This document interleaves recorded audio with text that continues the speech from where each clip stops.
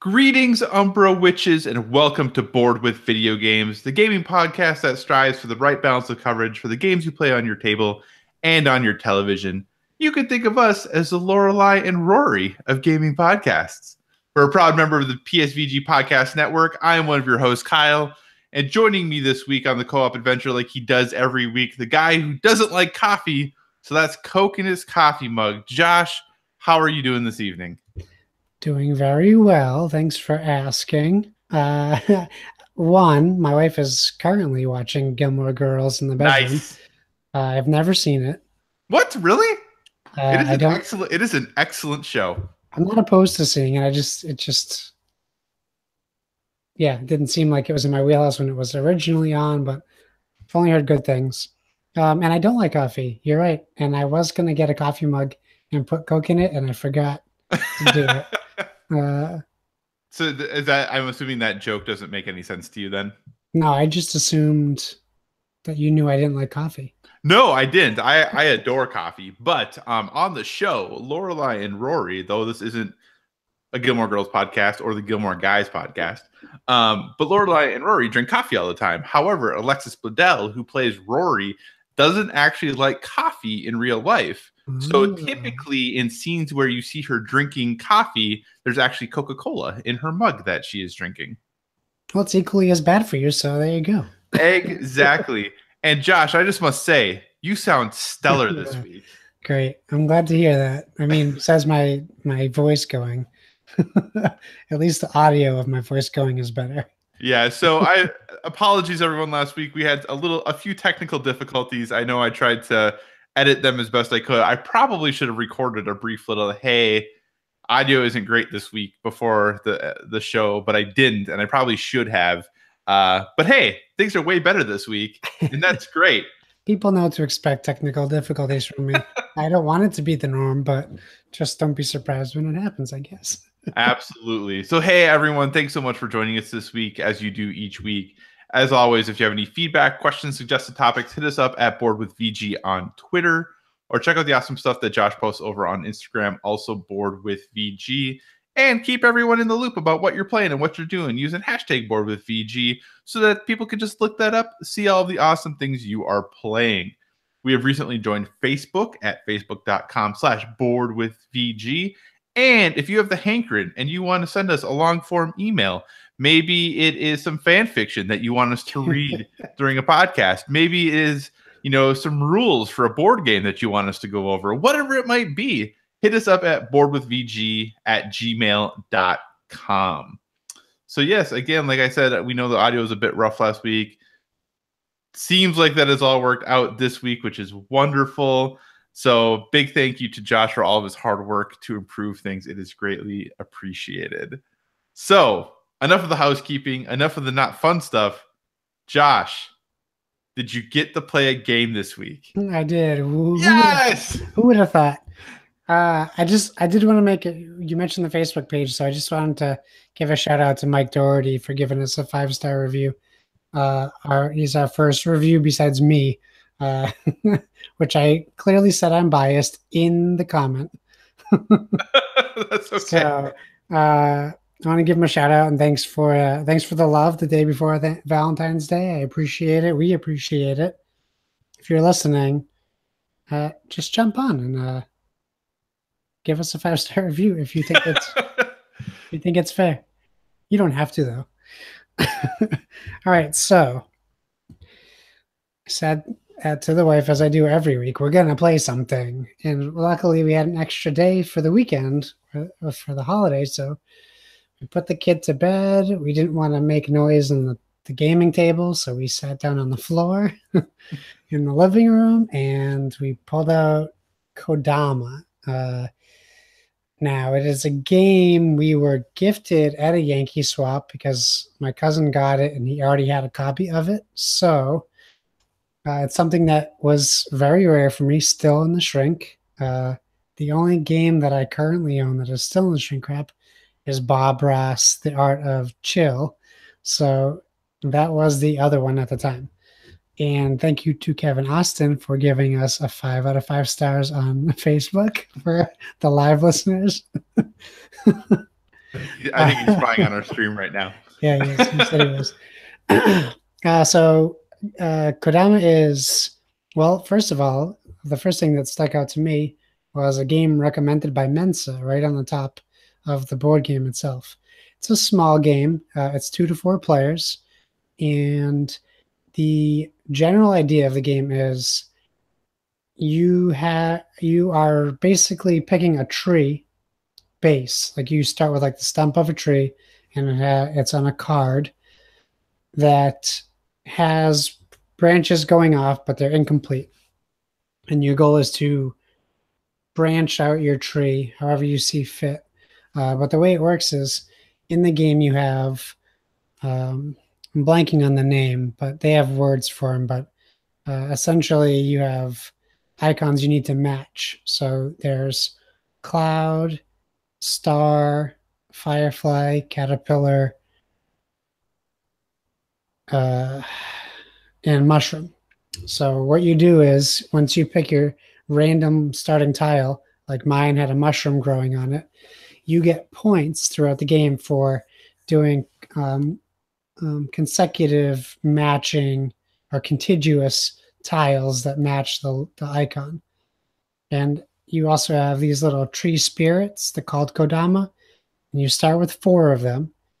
There's 3 rounds to the game, and they go in seasons. So you have spring, summer, and fall.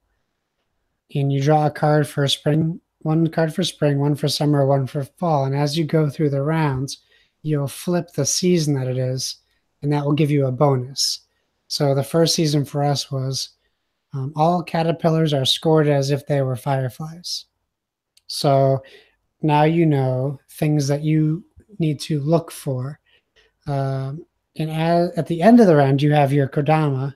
You have 4 of them, but there's only 3 rounds. So you pick a Kodama to score, and they each have special abilities on it. So one might say, score 4 victory points, which are leaves in the game, for every caterpillar on your tree. So then you would count all your caterpillars, and you would score those points. At the end of the game, you will discard your leftover Kodama. And now what you do on your turn is you draw from a pile, a face up board of tree branches. And, you know, inevitably they're shuffled, they'll have different icons on them. And sometimes you'll have 1 or 2 or 3 or up to 4 different ones on each branch.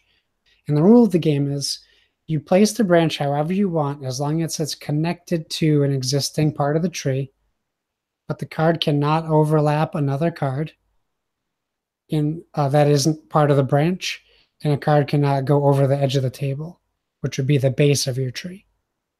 So since we played on the floor, we had to do a line that was equal to the base of the tree. Breaking the game.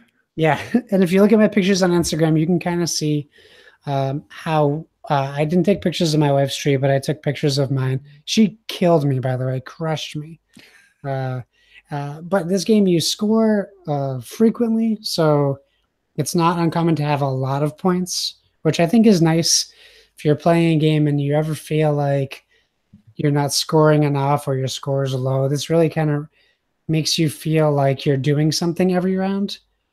They do a clever thing too, where you can only score a maximum of 10 points per round. So you also can't just go out and destroy somebody by, having the longest branch ever, because they want you to focus on more branches. So technically I could have just tried drawing all caterpillars and just had a giant arcing branch that went to the sky and scored them all.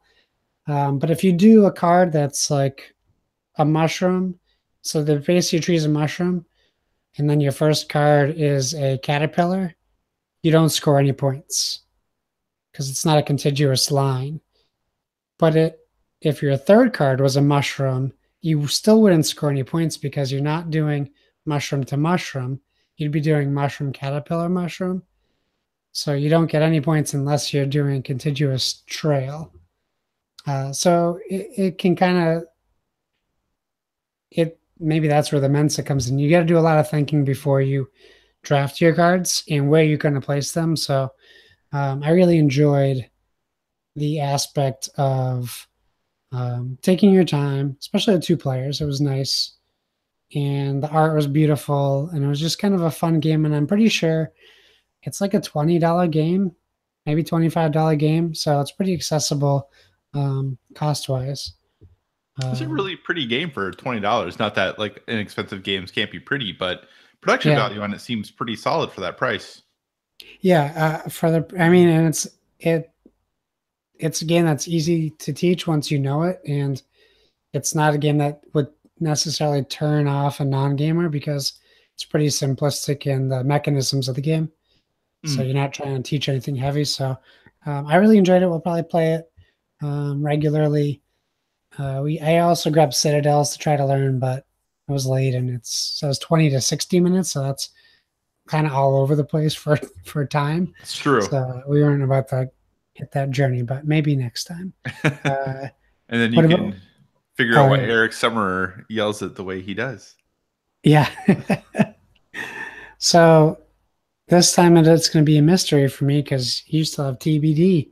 So I do. I still have TBD. Well, the reason I have TBD is that, you know, the wife and I have still been working our way through the other cases in Sherlock Holmes Consulting Detective. So that game is, like I talked about last week, it is great. It is really excellent. But, you know, when you only can sit down to play board games a night or two a week, and there's 10 cases in that, and you're really enjoying it, that tends to be what you stick with. So I wasn't sure exactly what I wanted to talk about tonight, but I decided to, the wife and I dusted off a game quick that we've played before just to kind of refresh my memory on it a little bit. And what I want to talk about is a simple trick-taking game, but not the Fox in the Forest, because this one you can play with two people, but definitely is better with more. And that is the game Diamonds by Mike Fitzgerald, published by Stronghold Games. Pretty traditional trick-taking game in the sense that, you know, say you're playing with 4 players. From the 60-card deck, I think you would deal out 10 cards to each person. You know, the person to the left of the dealer to go is they lead the trick, so they would play a card. If you can follow suit, you have to follow suit. And at the end, whoever played the highest card in the suit wins. However, where the uniqueness of Diamonds comes in is that if you cannot follow suit and you play a different card, you then have to take the action of whatever that suit is. And how Diamonds works is in front of you, you have a vault, and potentially inside that vault, you have some diamonds, and potentially outside of that vault in your showroom, you have some diamonds as well. And then there's a whole bunch of diamonds just sitting in the middle of the table. These actions that you take if you can't follow suit is that maybe one of the suits, you will just take a diamond from the center and put it in your showroom. Maybe you will take a diamond from another person's showroom and put it in your showroom. Maybe you'll be able to take a diamond from your showroom and put it in your vault. The reason these things matter is that the diamonds in your vault stay there for the entire game. They can't be taken by anyone. They're worth more points at the end of the game. And they're hidden, so nobody knows how many you have in there. Whereas all the information in front of your vault, because you have little screens, everything in front of your vault is public information. So people might know how many diamonds you have there, whether they maybe want to gang up on you to get some diamonds away from you if they feel like you're really, you know, starting to put a lead out there. So you go around. Again, if you can't follow suit, you take your action. Whoever wins the suit takes those cards, or whoever wins the trick, I should say, takes those cards, sets them off to the side, and then they start the next trick. At the end of the round, once everybody's played through all of their cards, you count out the number of cards that you have. Whoever has like the most diamond cards would then be able to take whatever the diamond action is. Whoever has the most clubs would be able to take the club action. And when you win the trick, if you win the trick for diamonds, you would take that diamond action immediately at that time. So it definitely is a nice little variant and change up of the typical trick-taking game. I think playing it with like 4 players makes it a lot more fun and engaging. There are variant rules for 2 players, but even in playing it with 2 people, it definitely makes you think a little bit. But instead of going just once around between like, hey, there's 2 of us, so we each played 1 card, the trick is over. You each play 2 cards into the trick, but you go like player 1, player 2, player 1, player 2. So it's definitely changes it a little bit and changes into the way you think of the game and how you plan ahead in the strategy that you have. And it's fine with 2 players. I just definitely prefer it with more. But if you're looking for, especially, I think it's a great game to play with parents or people who have played a lot of card games in their lives. If you're looking for something that's just a little bit different, it's going to have a little bit more strategy built in and really causes you to think, okay, what cards am I going to play since I can't follow suit, what is the best strategy for me as card to play here? Diamonds is something I would definitely recommend you check out. It's very inexpensive. It's 15-20 bucks. Pretty easy to find. And I know it used to be when it came out a couple years ago, it was available in Target and things like that. I don't know if it is today, but definitely something that I recommend that you check out if you can. That's Diamonds by Mike Fitzgerald. Nice. I think it is still available. I think I see it often. That in Vegas was another game I've heard a lot of good things about. So I've seen Diamonds. I've just never played it. But it sounds interesting. It is a fun game. And like I said, I've only ever played it with people previously, other than like when I just played 2-player with my wife. Previously, I've only ever played it with people who had never played trick-taking games before. So it's pretty easy to learn from that. Like if you have the background of trick-taking games, obviously you'll pick it up pretty quickly. But even if you don't, it's pretty easy to follow suit. And if you can't, like they have little cards that gives everybody about exactly what the actions are for reminder cards. It's like, hey, follow suit. If you can't, pick which one of these actions you want to do and play a card from that suit. You're good to go. Pretty easy to teach, pretty fun to play, and pretty quick game too as well. So if it checks off a lot of boxes. Very cool. Very cool. All right. Shall we move on? Yeah, let's move on. Let's move on. Okay. Well, actually, this was brought, at least to my attention, by a listener. So it was recently announced that IDW, a huge gaming company, Steve Jackson Games and Nickelodeon are teaming up to publish Munchkin Teenage Mutant Ninja Turtles. And it will be launching as a Kickstarter March 7th, which is right around the corner. Also happens to be my son's birthday, so it should be easy to remember. For you? Or are you telling us that we need to remember that? No, for me. Okay. I mean, you can remember it if you want. Okay.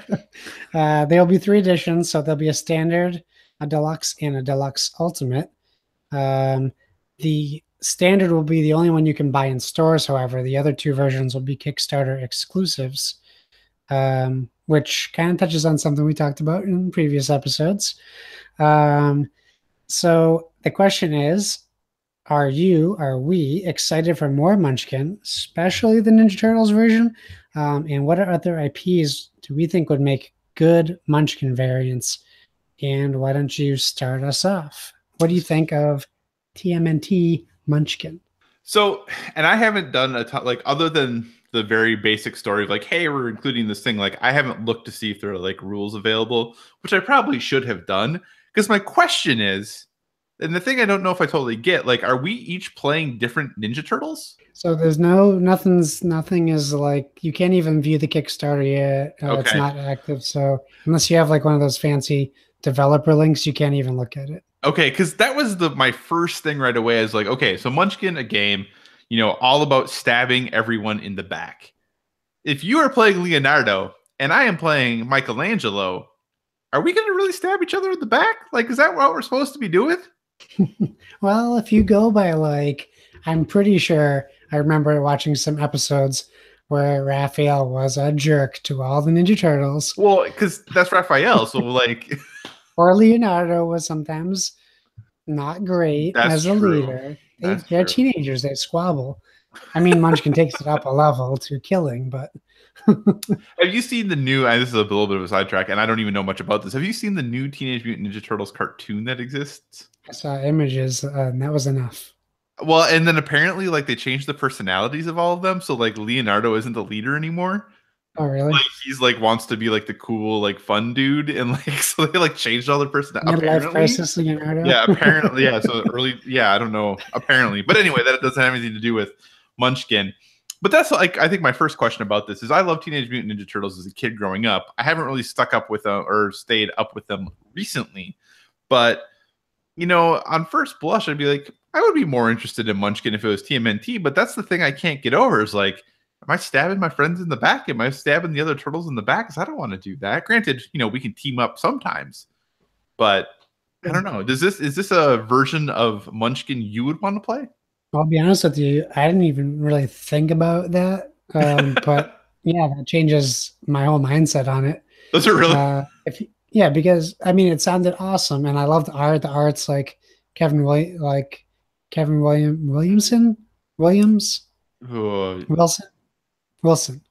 I think Wilson. Yes. Kevin Wilson art. So it's like that old school graphic art, like the graphic art, the comics art, which is what I really like.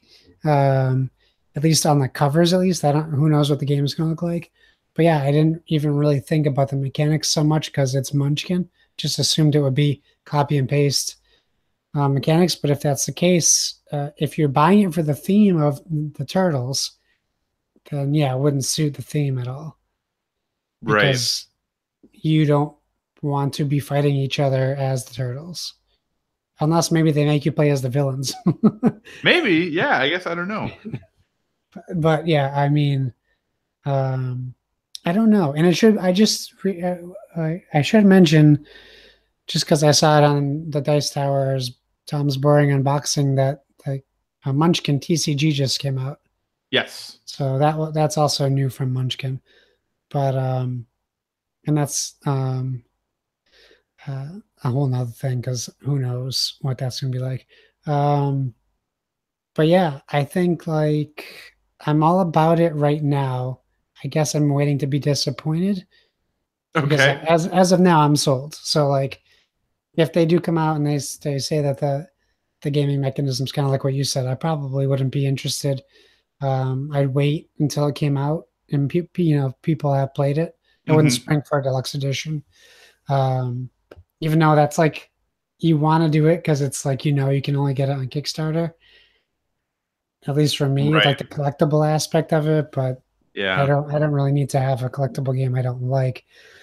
I have like all the expansions of Munchkin up to 8, I think, Wow. and Munchkin Quest, and they just sit there. I haven't played them in years.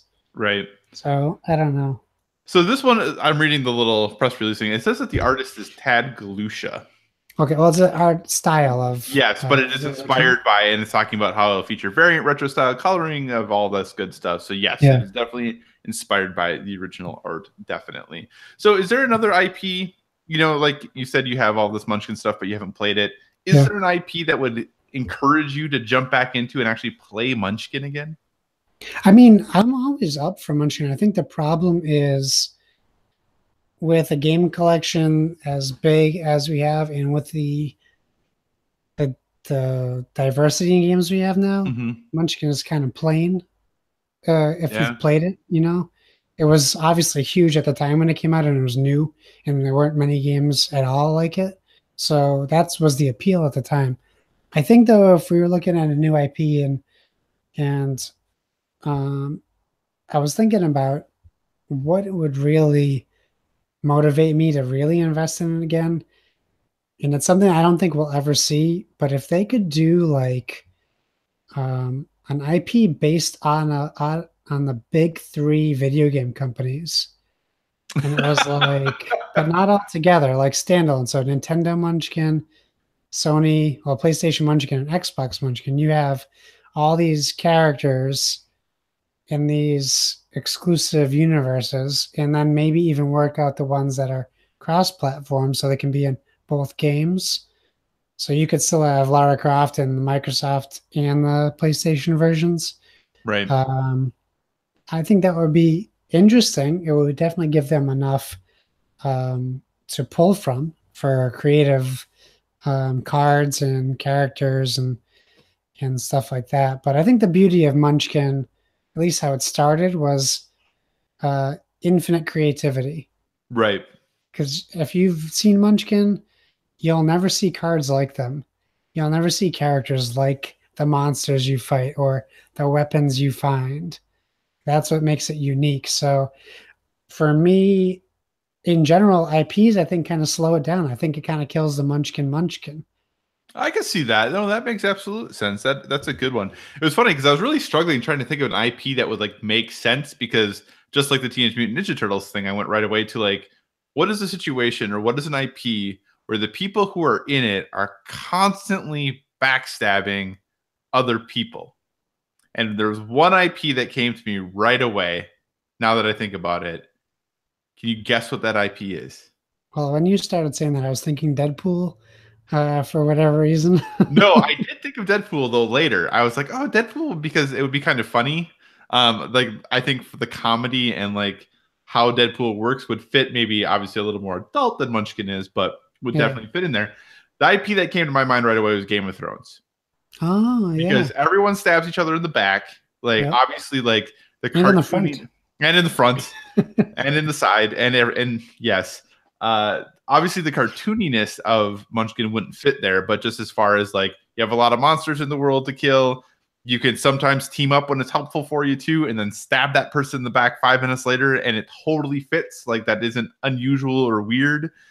So that for me was the IP that I was like, that would be interesting. I really enjoy Game of Thrones, so it would definitely fit there.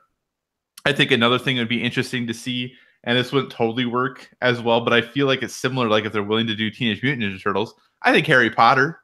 Sure. You know, like obviously if you're Ron, Hermione, and Harry, we probably aren't going to stab each other in the back. Right. But you know, if you push people to be like maybe that they play someone from like one of the houses rather than specific characters, there might be that tendency to have it be a little more okay. That sometimes will help you, and sometimes will do what's important or just good for us.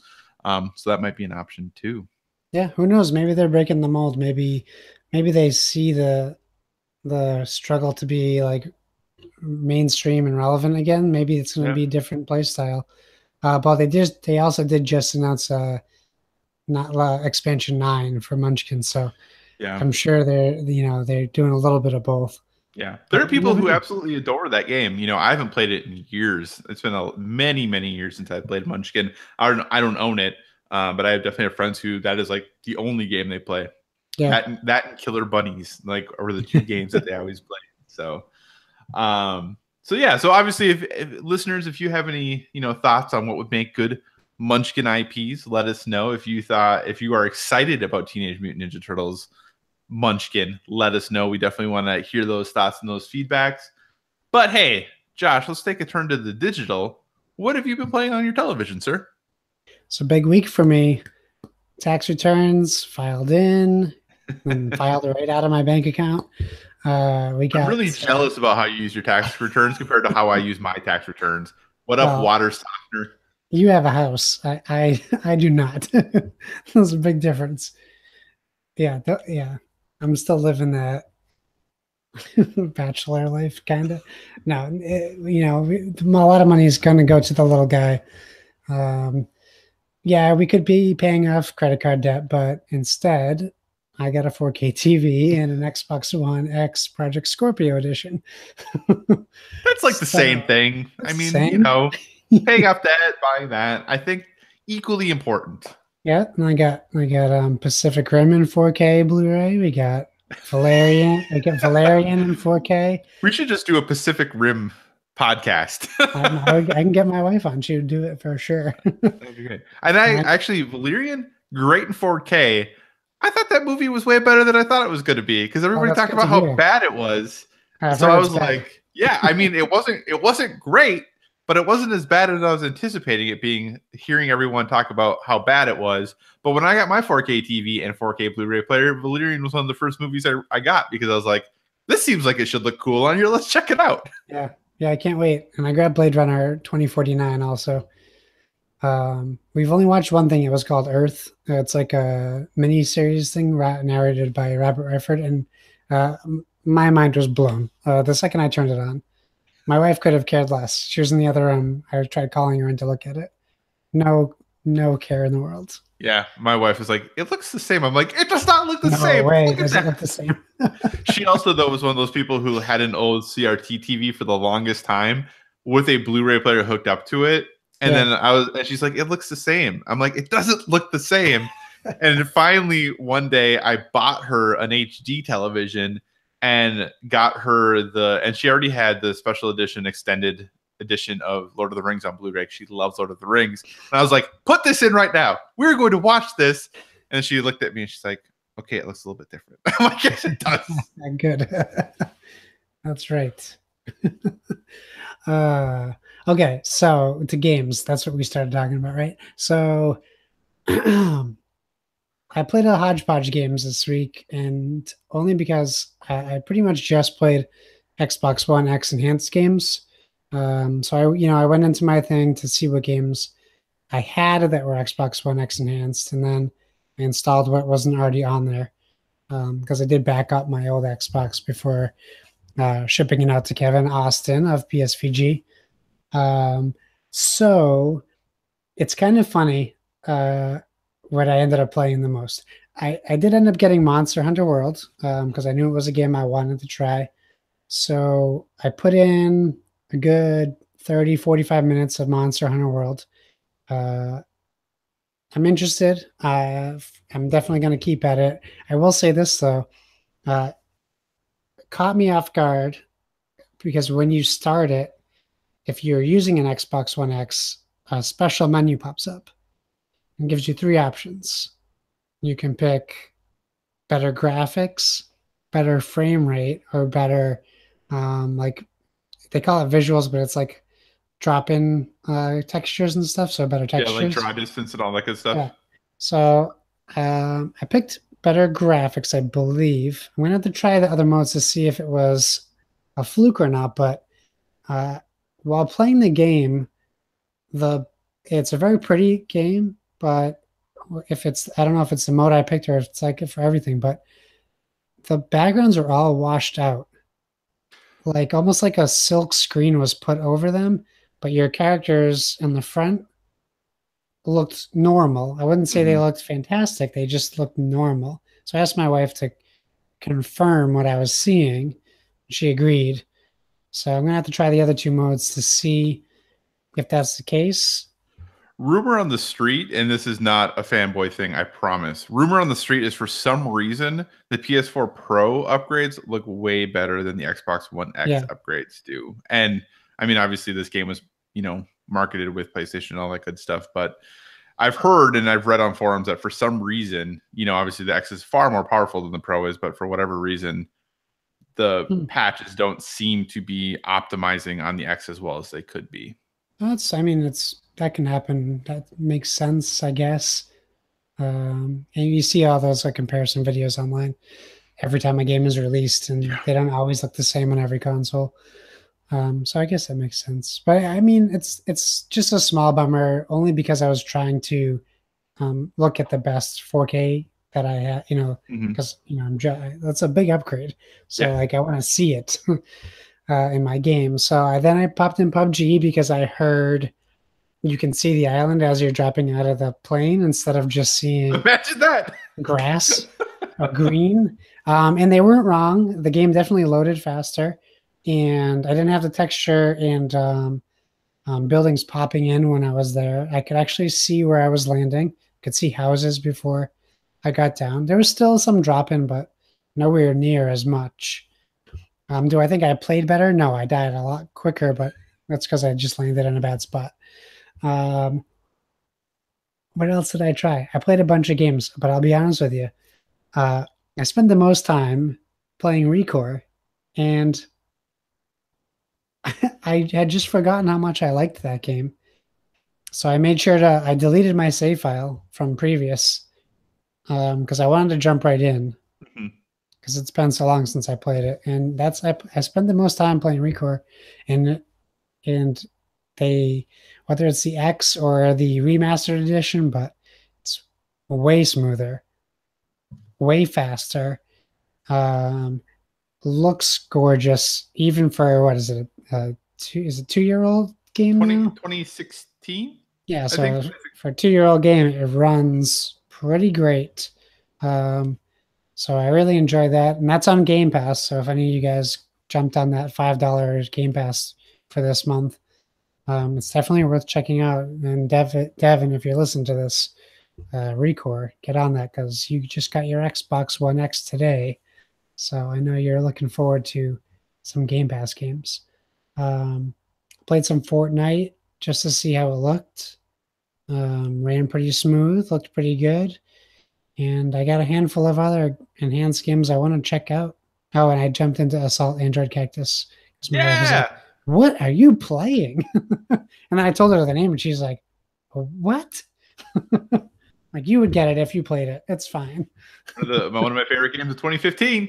Yeah, it's very fun. I still enjoy playing that game. But yeah, that's my ramblings about what I played. But why don't you tell everyone about the lovely game you've been playing? Well, I'm going to talk about a few things in addition to what I put in the show notes, because I have a few things that have been going on. Number one, I finished Shadow of the Colossus today, so I'm very excited about that.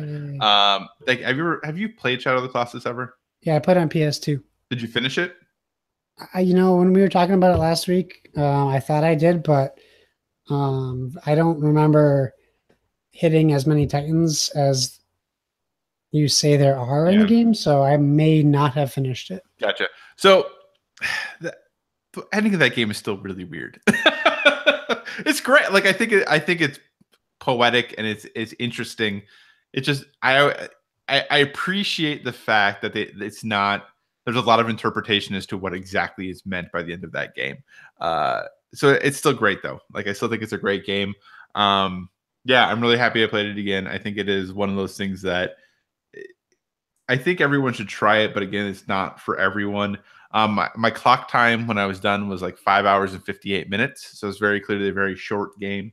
But yeah, I really enjoyed it. I don't know if I'll go back and redo it because, you can get the better sword and increase your stamina more so you can reach the tower in the middle and do all of those things. And I don't know if I'm going to do that, but I'm really glad that I sat down and played it again. Also tonight, my wife is a big fan of playing Lego games, and she's a big fan of The Hobbit. So we actually finished Lego Hobbit tonight. Nice. And by finished, I mean the game is 100% complete. However, so we got to 100%. In the game, it says it's 100% complete. I got the trophies for 100% complete. A little bit of trophy cleanup I need to go back and do though to get that platinum trophy. And none of it's hard stuff. It's just stuff I gotta, you gotta get to 10 billion studs, and I'm at like 8.5 billion right now. Okay. That kind of stuff. So just a couple of things I gotta go clean up back and do that. So finish that up. I actually bought a new headset recently as well because I got an Xbox myself in January, and I bought a really, really cheap, crappy headset to just get me through, and I just couldn't take it anymore. I was like, this isn't going to work. And I actually haven't really played Xbox at all this month because I was like, I just don't want to use this headset. It's such crap. So I went and traded in some Switch games and used that money to buy a HyperX Cloud Alpha headset from GameStop. This is the new version, their new the next one in their Cloud series. I think it was like the Cloud 2 was the previous one that had like 7.1 surround sound. This does not have 7.1 surround sound. However, this headset is incredible. For a $100 headset, this thing is really, really good. So if you are looking, it is wired. It's not completely wireless, and that's kind of that. And then the fact that it has a boom mic. I have the PlayStation Gold headset that doesn't have like a boom mic on it. Yeah. So I'm not used to having a mic again, like I used to back in the olden days. I had a headset with the boom on it. So I'm not used to having a boom again, but I will say, since I have used this and I tried it on PlayStation as well, and part of the reason I got it is I was looking for something I could use on Xbox, on PlayStation, and on Switch if voice chat ever ends up working on Switch. And this does that. I sound, according to everyone in my Overwatch group on PlayStation, I sound way better now. So that's good. But yeah, the sound in this headset is spectacular. So if you were in the market for a headset or looking for something that if you have multiple systems that you kind of want to go between and you don't want to break the bank, I definitely recommend the HyperX Cloud Alpha. It's really solid. I'm really enjoying my time with it.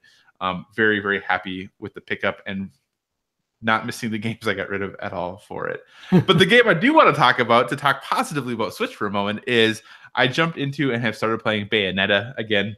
Obviously, Bayonetta came out on 360 PS3 back in the day when Bayonetta 2 was an exclusive for Wii U, and Bayonetta got ported at that point. And now it was announced that obviously Bayonetta 3 is coming exclusively to Switch, and they re-released 1 and 2 on Switch. So I was really excited because Bayonetta, the first one, actually is one of my favorite games ever. Like, it is in my top 10 favorite games of all time. I love the original Bayonetta.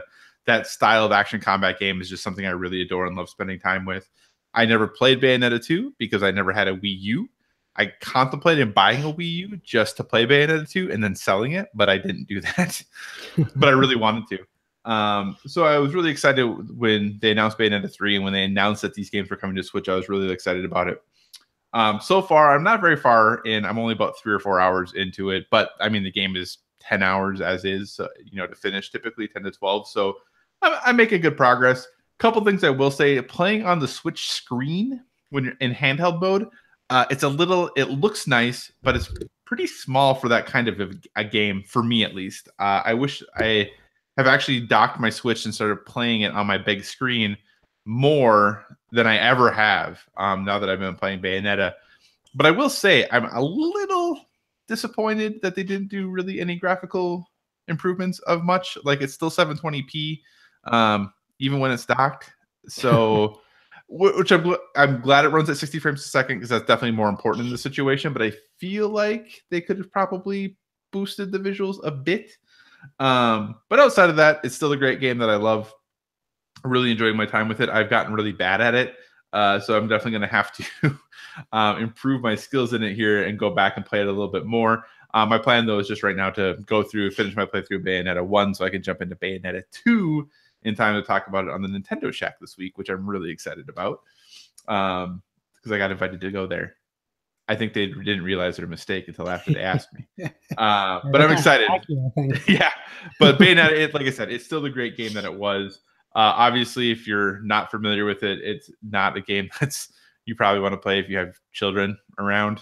But the action combat's great. The story is super interesting because you are a witch who is, killing angels. Like, that's what you're doing. So it's kind of a little bit of a unique game as far as all of that goes. But, if you've never played it or you're looking for a really good action game, I think it is definitely one of the better ones out there.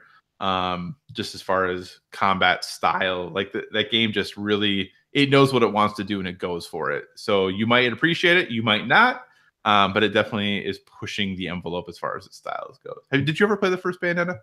I did, but I didn't. It wasn't a game. I didn't own it, so I don't know in the context of which I played it. So whether it was a demo at a store or at maybe PAX or something, I don't remember. No, that'd be pre-PAX, right? You might. Oh no, it's probably. I was gonna say, because I know when I look at my game library on Xbox, it's there, but I think it might 360. But I think it. So I don't know if you own it or if it's currently on Game Pass. But you can play it if you want. I think it was a Games of Gold at one point. Oh, okay. So that might be why it's on there. Gotcha. Because I almost downloaded it and played it again before it came out for Switch, but I didn't. I almost did, though. I definitely played it before. It might have since it was on 360. I used to get those magazines with the demo disc in it, so it might have even been on that. Awesome. So, but I enjoyed it. It's like Devil May Cry style, right? It is, absolutely. It is. I also enjoy that series very much. So I don't know if I'm going to get the remaster stuff in March, but I do enjoy that series. All right, so that's enough of what we've been playing. For our topic this week, it was recently announced that the Kickstarted remaster of System Shock has been delayed, and the project has been quote-unquote put on hiatus while developer Night Dive Studios reassesses their vision for the game. The game, when it was Kickstarted, had over 21,000 backers who donated over $1.3 million to make this remaster possible. And it was originally scheduled for a fall 2017 release, but was delayed, and now clearly it's not something we're going to be seeing anytime soon. Night Dive says it plans to pick the project back up and deliver on its promise to backers, but that will clearly take quite a bit more time than anticipated. So, Josh, board games, video games, well, first off, do you think this game is ever coming out? But then B, does Night Dive owe their backers anything? And in general, what do you feel about Kickstarters and what the companies who start these things or the creators owe to the people who give money to them? Okay. Star Citizen, does that name ring a bell to you? Oh, yeah. So do I think this game comes out? Not. It doesn't come out the way that the people who kickstarted it were promised. So when you back a project, you're given a vision. Often you're given art or sometimes even animatics or video, CG, whatever the case may be. Sometimes pre-alpha gameplay. It really depends on the project. This specific project I don't know about, but I'm very familiar with System Shock, and I'm very familiar with the extreme fandom behind System Shock. There's no way people will be happy with this. Mm-hmm. to answer your second question, uh, nobody is owed anything from this company. Unfortunately, that's the fine print of Kickstarters everywhere. You're not buying anything. You're donating to a company is essentially what it is. Probably not in legalese, but that's what you're doing. You're donating funds to help raise a project without the expectation of getting something. Now, do you get promised things? Yes, that's basically what Kickstarter is. You're being promised that you will get this. You're paying for this project, this item, this backpack, this flashlight, this video game, this, Kickstarter, you can, whatever you can imagine is up there. Now, a lot of that stuff doesn't get funded, but when you have a company that has a big license like this, a lot of times that's funded within 12 minutes of it jumping on, and people don't read the plans for the company, or people don't look up if these people have done things before. I'm not saying that this company hasn't. I'm just saying that that's not something that is a concern with people. So do I personally think that these people are owed something? Yes, of course I do. Legally, are they owed anything? No, they're not owed a single thing, and that stinks. And that is the single biggest downfall of Kickstarter. If you can even say there's downfalls to them, I would say the negative effect of a Kickstarter is, for all these great successes that you hear about, there are a lot of over-promised and under-delivered products that have been on Kickstarter. So it's a bummer. But what do you think about that? Because, I mean, just as there are varying products on Kickstarters, there are a lot of different views on Kickstarter in general. Yeah, it's an interesting thing, right? Because, Kickstarter tends to be, companies or people are saying, hey, if you give us money, we will give you this product. In general, like that's, what they're saying. If I go into a store and I walk up to the register and I'm like, hey, here's $50 for this product, and I give them $50, and they can't just keep the thing. Right. And I get that's not what Kickstarter is, but I think a lot of people think of it in that way. They think of like, I paid for this thing. Where is this thing that you said you were going to give me by X date? Right. And I think Star Citizen, man, what was that Kickstarter? 2012. Yeah. And the game's still not finished. Still not finished. Which, granted, they have put out many, alphas and betas. Like clearly, work is being done there. Yeah. But that game was supposed to be out in 2014 or whatever it was, and it's still not done. And I backed a Kickstarter that was supposed to be delivered, I think, in 2016, and I still haven't seen the product. It's a video game? A video game. Yeah, I think that seems to be most the cases. Yeah, I think it was last year. I think I just read recently that last year board games became like the most successful thing on Kickstarter, both in the amount of money raised, success of the project, how many of them actually shipped out on time, like all of that good stuff. Like overall, they were the quote unquote like safest or most surefire thing to back, as far as Kickstarters go. And there was one I backed today, Edge of Darkness, which is a game I've been really excited about, launched today. 2 days ago when you listen to this. They funded in 40 minutes. They keep getting those updates. I know, I've got like 5 email updates today already. I was like, man. Yeah. I will say I was really disappointed. I thought that game was coming this year, and the date is June 2019. And I was like, oh man, that's a bummer. But I know, and knowing AEG and what they did, have done, I'm probably going to get it pretty close to that. Like maybe it'll be a month or two late, but it's probably going to be pretty close to that. Because the board game companies that are using Kickstarter tend to, most of them, and the ones that are really reputable about it, pretty much have it down to a science. Like they're pretty much, within not the month, but within 4 to 8 weeks of when they say they're going to get it to you, they're going to get it to you. And I've even gotten a couple early, so. Yeah. Things happen, customs happen and things like that prevent it. But yeah, I don't think, unfortunately, technically these people aren't owed anything. Right. Now, hopefully, Night Dive says they're going to go and finish this and that they will get it at a later date, that, they need to reassess and figure it out. I'm just wondering how, like, where's this money coming from? Because they said they burnt through the 1.3 million. Where did the money go also? Like, well, but how many developers you have, you got to pay them. Like $1.3 million doesn't pay for very many people for a little over a year, But where's that money coming from to finish the project then? If they couldn't get a publisher on board with what they had been doing, where are they going to get that money now to finish this project? And that's more of what my concern and thought process is where does that money come from at this point? And then, you get situations where, okay, you've made this promise to these people who started the project and started getting it to you. Is it going to be a situation where suddenly these people who come later are going to be able to get the game sooner? Like, oh, we found these other people who are going to help fund it, or we have to do a beta in conjunction with, Microsoft because they're helping to fund it and it's going to come to their platform first. So we're doing a beta for, or their game preview program or whatever it might be. So, hey, thanks for being a backer. You'll get it when we're done, but all these other people are going to get it earlier, and you gave us money 3 years ago. Right.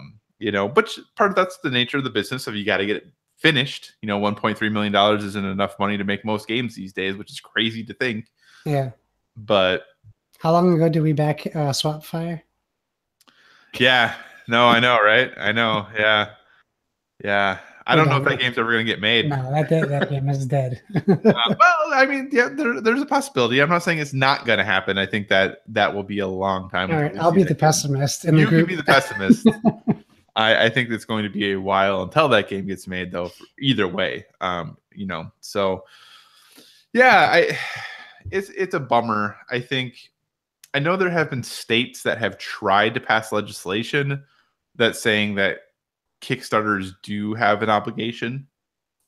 I know Washington, I think, or Oregon, one of the two of them, had introduced legislation at least. I don't know if it ever passed. Like, I don't know what happened with that, but I know that was done. Yeah, so it's just a bummer. That'll cut down on the amount of Kickstarters if that becomes a thing. But if you look at like board gaming specifically, it's at the point now where a company, instead of just making a game, decides to do the Kickstarter to see interest, and they just do the regular production work that they would have done anyways. Yep. So it's not like when Kickstarter started, it was like Kyle wants to make a game and he needs money to do it. Mm-hmm. Here's Kyle's ideas. Here's his rough artwork. Here's the artist he wants to hire. Here's that guy's artwork. That's why Kickstarter and Indiegogo existed. Yep. And I'm not complaining necessarily, but I'm not a struggling artist or a aspiring board game developer. I can't imagine it's super great for those people when you have people like AEG, like Thunderstone Quest, people started getting today in the mail, and they're putting out another $100 game. Like, you can't compete with that if you're trying to make a $40 party game on Kickstarter. Well, and I think the interesting thing too, and like honestly, I don't know if I would ever back a video game on Kickstarter ever again. I wouldn't. Well, I had Mutant League Football, and that was pretty successful, but right. And I have one that's coming. Like Raise the Dead is the one that I backed. That was supposed to be out like 2 years ago, but I still get updates. Like, I'm still confident this game is coming out. Yeah. It's one of those things that I feel like that I don't know if Kickstarter is the best venue for it, but you're right. With board games, the companies that are using it, it's basically a glorified pre-order system. Right. And the things that I still get a little annoyed by, and it's even happening with Edge of Darkness, which, like I said, I'm really excited about this game. So this is not me poo-pooing on the game at all, but like, $100 for the game. They started at is what I paid. And they start like, it was, I think, $50,000 to fund or whatever it was, and they're like, oh, if we get to $150,000, hey, here's the miniatures we're putting in the game. All the sculpts are done. Like, that they have 100%, they know, or they're like, yeah, we're going to get there. So we're just not going to include it. But then we're going to say, hey, if you get to this point, we'll do this. Like, why not just tell me that? Like, why not? Why do you have to like, just tell me what the whole product is? Like, I feel like almost every board game Kickstarter, they're like, hey, we have all these stretch goals that if we get to them, we're going to do it. but they fully intend or plan that we're going to get through all of these. Like none of them are really extras, it doesn't seem. Yeah. And they also say in the emails, like, we never said these are Kickstarter exclusives. So I guess people had started asking them questions about it. Right. And they were like, we want to be fully upfront with you guys. Nothing is a Kickstarter exclusive necessarily. Right. We reserve the right to make any of these things after, but currently you guys are the only ones who are getting this. Right. But we'll still get the value, which is the bonus of Kickstarter. Yep. We'll still get all those extra things, but there's nothing stopping them from releasing a Edge of Darkness deluxe expansion box that comes out a week after the game comes to stores, and it just might cost people $50 more. Yeah, and there have been some games that I think that I've really appreciated that they do, that they're like, hey, here's the standard edition that's going to be in stores. You can kickstart this if you want to, or here's the super fancy deluxe edition that's going to have better components of everything. You can kickstart this one if you want to. This was only going to be on Kickstarter, but this is the one that's going to be in stores. Kind of like what Teenage Mutant Ninja Turtles is doing. Like, I'm totally cool with that. That we're like, hey, if you want to be in and have this cool fancy thing, go ahead and spend the extra money. If you want to get just what everyone else is going to be able to get in the stores, but you just want it a few days earlier, go ahead and just get this other one, and you're totally fine and set. So that I'm okay with. But yeah, it is kind of interesting because you're like, okay, you're telling me I'm paying X amount to get this thing, and then there are all these stretch goals. This game is clearly, not just saying Edge of Darkness, any game, probably going to be in stores unless you're like Seventh Continent, which should be coming next month, knock on wood. This game is probably going to be in the stores, but what does the box store version look like? You probably already know what that looks like. So why not just tell me now? Like, what is it? Like, No, I hear you. Yeah. But anyway, I still love Kickstarter. I think it's great. I think it definitely helps drive excitement for games, especially board games. It definitely helps get me excited about them. I feel like you're kind of in on something. But you're right. I think that was an excellent point you made earlier. If you are a, rookie or trying to design your first game or trying to do your first thing, I think it's much, much harder today to get noticed on Kickstarter and to get funded on Kickstarter because there have been so many, hey, this didn't work out, Yeah, if you're a first-time developer, your art, just financially speaking, isn't going to be able to hold up to competitive projects. And if you look at Kickstarter yesterday, I think 12 board games dropped yesterday for Kickstarter. And like they were all covered on Dice Tower News. And I was like, how is anyone going to get anything done? So I don't know. But one of the things I really do like about Kickstarter is, so if you're not familiar with how Kickstarter works, for the listener, after a Kickstarter is completely funded and the project is over, they'll eventually send you a backer kit.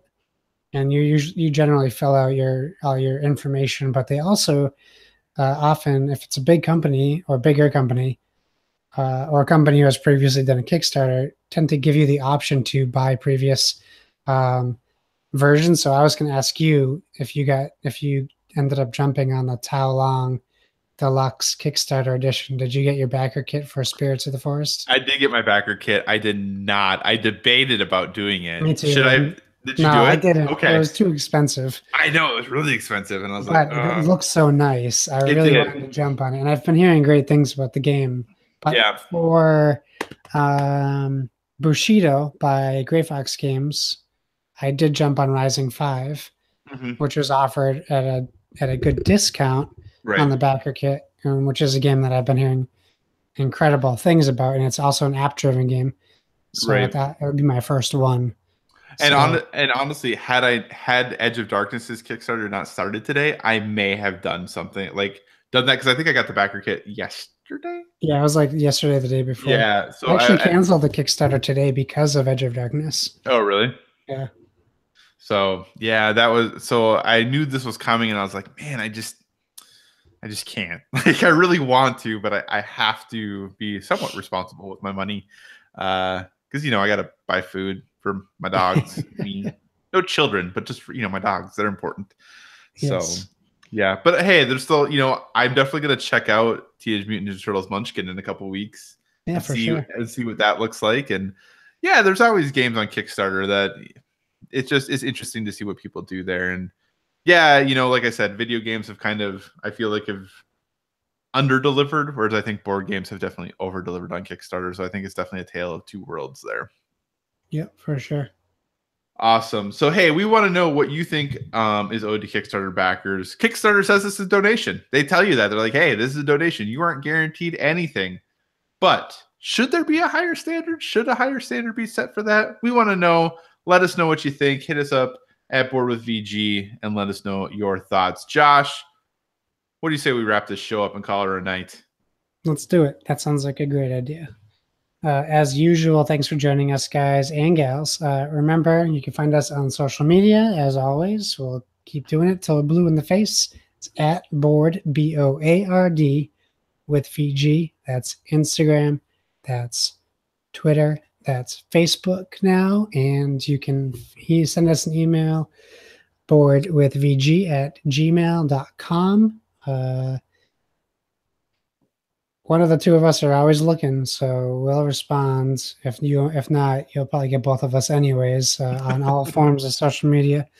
That being said, check me out at Josh Bones on Twitter, Dad, Gamer, spelled out on Instagram. I also do post board game pictures every once in a while. And Why So Serious on Xbox. I will be on that more frequently now. I didn't mean to mention I did play Ninja Turtles on Injustice this week as well. Oh, how was it? Great. Fantastic. It was so good. And they're all different. They're all individual characters. So I loved it. That's good. I'm gonna have to download that. I was out randomly looking for my Last of Us disc today, and that's why I was like, man, this is why I should get everything digital, because I couldn't find the stupid thing. But then I saw Injustice while I was looking for it. I was like, I really need to play that game again. I need to put that back in and re-download everything. And get those turtles; they're really good. Yeah, because I bought the big super expensive version, so I have them. I just need to download them and play them. Yeah, for sure. You hit us up with your plugs, good sir. So yeah, you can find me on Twitter, Instagram, PSN, Xbox Live, Board Game Geek, at Psychocross, CYCOCROSS. I have a Switch friend code. I don't know what it is. If you message me, I will. If you message me, I will happily send it to you. One thing, and Josh might tell me, no, this isn't happening, but I just want to throw this out there. We had debated talking about it tonight, but I want to give more. I wanted to be better prepared for it before we talked about it. So the tentative plan next week, obviously there have been some horrible incidents that have happened in the United States as of recent. And one, was it the governor of Kentucky, senator of Kentucky, governor of Kentucky? Again, laid the blame at the violence that is found in video games. So Josh and I are going to have a discussion about that. We were going to talk about video game violence and kind of talk through that. I have done a lot of reading and academic reading and things like that about it, but I haven't in a couple of years. So I wanted to brush up on that a little bit before we jump into this conversation. So next week, we're going to have, I don't want to say a quote-unquote special show, but a show that's going to be a little bit more serious, focused on one topic probably for most of the show.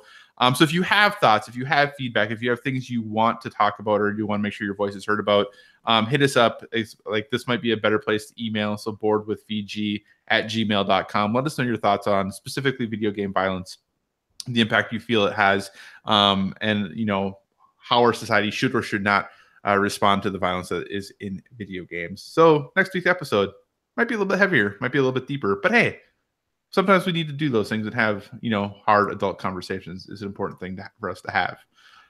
So again, everyone, thank you so much for listening. We hope you're willing to contribute to that conversation. So hit us up and send us an email. If you have suggestions for other future topics, be sure to reach out to us on social media and let us know. And remember, everyone, whether it be board games or video games, never stop gaming.